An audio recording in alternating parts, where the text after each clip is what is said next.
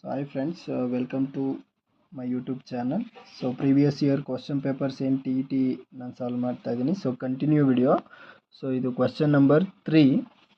So mathematics paper 2 ನಲ್ಲಿ. So if the distance covered by a motorcycle in 1 liter of petrol is 45 km, so then distance covered by this motorcycle in 2/9 liters of petrol is. So option A 160 km, option B 145 km, option C 150 km, option D 135 km. Okay, so very simple problem ಇದು.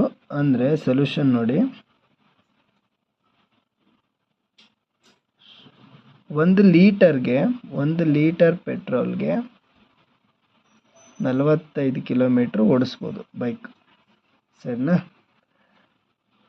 So ಇಲ್ಲಿ 2/9 ಲೀಟರ್ಗೆ ಎಷ್ಟು ಓಡಿಸ್ಬೋದು ಅಂತ very simple. ಇಲ್ಲಿ 1 ಲೀಟರಿಗೆ 45 ಅಂದರೆ 3 ಲೀಟರ್ಗೆ, so 1 ಲೀಟರಿಗೆ 45, 1 ಲೀಟರಿಗೆ 45, 1 ಲೀಟರಿಗೆ 45 ಎಷ್ಟಾಯಿತು? 5, 10, 15, ಎಷ್ಟು 1, 12, 13, 135 ಕಿಲೋಮೀಟ್ರು 3 ಲೀಟ್ರಿಗೆ ಆಯಿತು. ಓಕೆ, ಸೊ ಮತ್ತೆ ಇಲ್ಲಿ 2/9 ಲೀಟ್ರ್ ಆಗೇ ಇದೆ ಅಲ್ವಾ?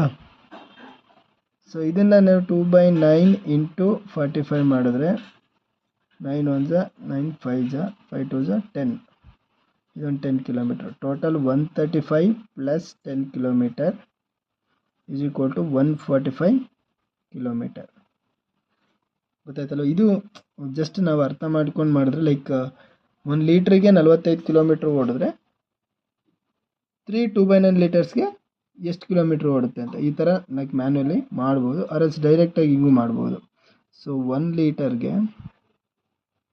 45 ಕಿಲೋಮೀಟರ್ಸ್ ಆದರೆ 2/9ಗೆ, ಸೊ 9 3 27, 27 2 29/9 ಲೀಟರ್ಗೆ ಎಷ್ಟಾಗುತ್ತೆ ಅಂತ 29/9 ಇಂಟು 45 ಮಾಡಿದ್ರೆ 91 95, 29 ಇಂಟು 5 95 45, ಎಷ್ಟು 4 5 10 14.